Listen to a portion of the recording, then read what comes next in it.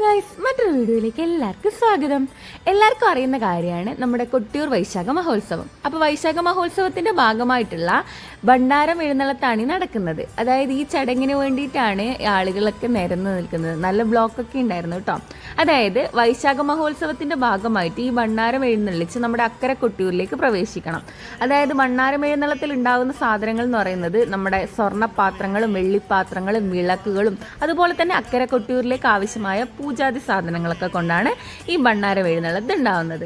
അപ്പം രാത്രി സമയത്താണ് 29-ാം തീയതി രാത്രിയായിരുന്നു ഈ ചടങ്ങ് നടക്കുന്നത്. അപ്പോൾ അത് കാണുന്നതിന് വേണ്ടി നിരവധി ഭക്തജനങ്ങൾ അണിനിരന്നിട്ടുണ്ടായിരുന്നു.